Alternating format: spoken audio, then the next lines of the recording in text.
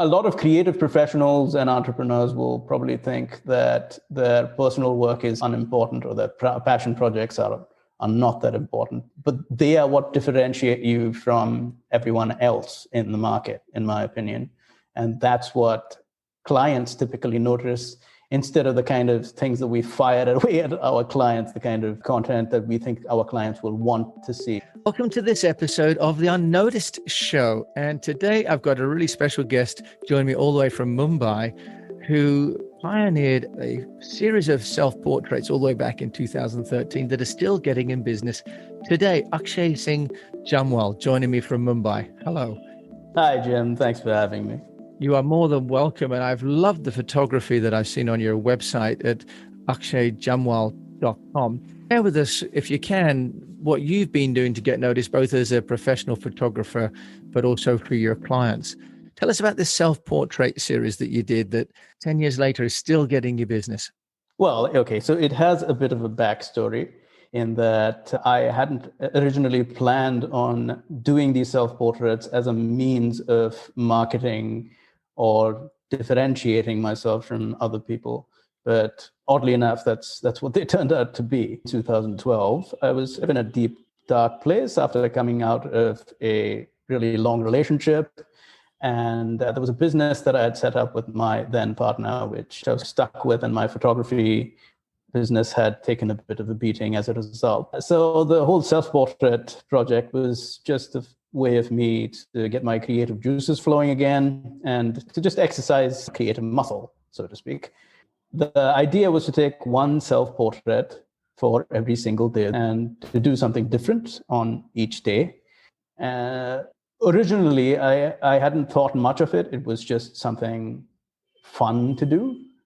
But as the days, weeks, and months progressed, it started getting more and more traction in that more people started noticing it. There are a couple of photographs that were used by ad agencies and businesses. Yeah, well, let's just step back a second there, Akshay, because I've seen the photographs. I've got them in front of me. They're absolutely stunning. A couple of things there. One is that this became a passion project, which is great as a message to everybody out there that just leveraging on what you love and what you do actually can be both cathartic, but also be productive.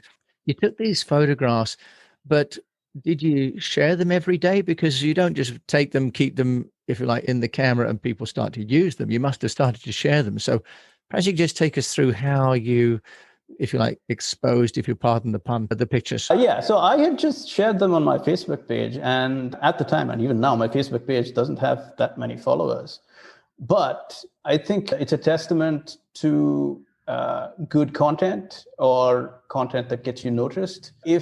Even if you have a really small follower base, if you put out content that it remains in people's minds after they log off, you are effectively going to remain in their minds. So even today, people ask me what I'm doing, whether I'm still doing self-portraits, and this is like 8-9 years later. A lot of creative professionals and entrepreneurs will probably think that their personal work is unimportant or their passion projects are not that important, but they are what differentiate you from everyone else in the market, in my opinion. And that's what clients typically notice instead of the kind of things that we fire away at our clients, the kind of content that we think our clients will want to see. So Akshay, looking at the photographs that you've got, which are amazing, they are all very different. Some are humorous, some are serious, some are moody. You talk about sharing the authentic self. How do you encourage people to do that when there are so many different facets to the individual? And are there some that you shouldn't show potential clients? I don't think that there are too many facets that you shouldn't show to potential clients, to be honest, unless you're being a jerk. Short of being a jerk, I don't think there is a limitation of any sort. But you touch on a good point. I think people are, if you look at LinkedIn, for example, 90% of people on LinkedIn are lurkers. They don't really do anything. They just scroll past the feed. They won't comment, they won't like, but they're there. I think a lot of people are really scared about other people judging them. And it's a baseless kind of fear. Nobody is out there to judge you. Okay, sure, some people might judge you, but the world at large, I think, will want to see what you have to say as an individual. And as those photos prove, it's that diversity that people were interested in. It's like you said, some were humorous, ostentatious. It's all of that people are interested in. They're not interested in any one thing. They're not interested only in the humor or only in the ostentation or whatever. What's interesting about your passion project is that coming from a place of some, if you like, a low point, that you use this creativity in a very brave way to share about your personality, because other people might have not done that. So that's to be applauded. But Akshay, what about static pictures versus moving pictures? We all know about the picture superiority effect and also about the video effect. Do you think that pictures can do enough, or do you think people really need to spend their time also creating video? You probably need to create a mix. And I think what percentage of content should be video, what percentage of it should be photos or text, it comes down to your individual strengths, if you ask me. So if you could ask a photographer, obviously most photographers are going to tell you that you should probably share more photos. If you're speaking to a videographer, they're going to probably say that video is the best way. And if you're speaking to a writer, they're going to say that text is best. Personally, I found that it's a mix of all of them that gets people to listen. At the end of the day, it's just more than anything else, it's just visibility. If you continually show up, consistently show up on social media, or even if you're just updating your website and you have RSS subscribers, for instance, it will get you noticed.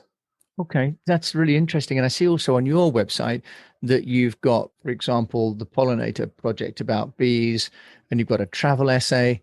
So are you both what you do for clients and for yourself? Is that really just a considered strategy? Because most people just say, this is my client portfolio. Keep their personal stuff kind of offline.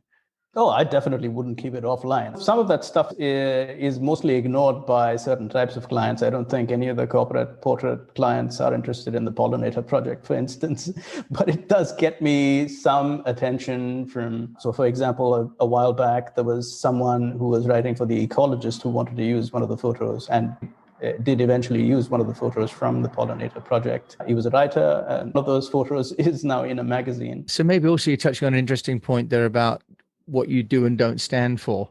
In terms of, Shay, to their team photographs on, how do you that? Because many companies have maybe the founder and the CEO and everybody's photographs are on the website. Are you a fan of that? Or do you think it should just be one person's photograph? What's your advice from a photographer's point of view and for someone also with a view on social media? I don't think there's a one-size-fits-all answer to that question. It depends on the company, what kind of site design is involved. Some companies don't even really need photographs, and it's probably strange to hear that from a photographer, but most of my clients would probably benefit from having individual photos of their team members on, say, an about page or something like that. I would say that if you are an entrepreneur, especially, or if you are someone who's maybe starting a business, then it's important to have a professionally taken photograph of you on your website. And one that is natural and makes you look like your normal self, if that makes sense. Yeah. Okay. And now, interesting, you say one size doesn't fit all, but you are in an interesting place. You're in India. So it'd be remiss of me not to venture into what's different. Obviously, you're in the home of Bollywood and all things glamorous in India. Have you got any particular trends or insights about the Indian market and how photography is used that may be different to how it's used in other markets? India is a bit of a strange kind of country. It's a dichotomy in so many ways. There are certain markets which are really hyper developed, and then there are markets which don't have any kind of visibility at all and hardly any people in it. So for example, the fashion space and the commercial photography space is probably what most people think of as photography. And the only other photography industry in India which is active is wedding photography, which has boomed in the last 15 years. But everything else is up for grab. I am one of the very few headshot photographers in India. I know that's a strange thing to say, but if you search for headshot photographer India, I'll be on the first page of Google, for instance, with hardly any other competitors. Most of the other competitors are also doing 10 other things. They'll typically be like a wedding photographer who also does headshots, or a commercial photographer who also might have headshots in his portfolio, just because it might also sell occasionally. But if you were a specialist of any sort, then India is strange. It depends on what your speciality is. And is that because there are not that many people that understand the value of the headshot yet in India, or commercial? And I know weddings, as you say, have grown. Why do you think it is in India that there are not that many people specializing? Absolutely. When I first started doing headshots in India, people would ask me, what is that? Is that a passport photo? And this is not all that far back. And this is just like 2012, 2013. Around the same time that I started doing my self-portrait project is when I also started advertising myself as a headshot photographer. And back then, people didn't even know what headshots were. Now I get people saying that I need a headshot for LinkedIn. So part of it, I think, is just because the internet has made the world a village. So people know people will probably look at their colleagues in, say, maybe the USA or the UK, and then realize that there is value to having a professional headshot on, say, their LinkedIn profile. So it's becoming globally competitive, isn't it? And I suppose a lot of companies that have outsourced and offshored into India will have executives there. I know some of my clients, like Tech Data, have got offices in India, and they want to have parity across all the personnel in terms of their online presence. Are there any aspects of photographing Indian clients that you found particularly different or unique to photography outside of India? The only thing that I can think of is that Indians tend to be just a little more conscious of themselves. So my work is usually a little more cut out for me when it is someone who's in India who's maybe doing it. Because a lot of Indians are getting their headshots done professionally for the first time when they call me. That's a little different from Indians who either worked abroad, stay abroad, or are going abroad and are returning from the UK or whatever. A lot of Indians who call me are first timers saying that, okay, I've never done this before. You're going to have to really work, which is what I love to hear, that, because it's a wonderful process. I love seeing a person transform from a nervous wreck into something that's conducive to a LinkedIn profile photograph. So really, you've been a pioneer, Akshay, in India on several fronts, right? One, your personal portrait series, and now helping more and more Indians become, if you like, profile shot ready for the international market. That's fantastic. Well, okay, I'll take that. Right, and absolutely you should do. And if there's a trend now in India, do you see anything happening in the next 4 to 5 years that you think will change the course of Indian photography? So I think people will definitely be using more photography and video as part of the marketing message. Companies are realizing the power of photographs and video. And a lot of it is, a lot of the content that companies are putting out is like a shot in the dark at this point. One of the things to remember about India is that it is a very price conscious market. So it's a little different from other markets, like even Singapore, for example. Quality is more important than price. In India, price kind of rules all. Right. And so with that in mind, a lot of companies will probably make the mistake, and I've had some of my clients make this mistake as well, of thinking that they have having a really tight budget for photography or videography, and then creating content that actually devalues them. And then calling me 3 or 4 months later when they realize that it's not doing anything for them. And this might be a photograph or even a video of some sort. So that is slowly changing in India.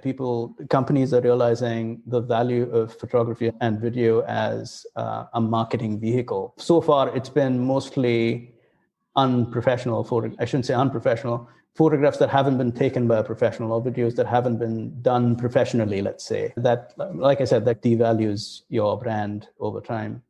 Okay, Akshay, it sounds like you're the man to go to if people want to professionalize their image or even have a series of self-portraits over 365 days. How do people find you if they want to talk to you and have photography done by you in India?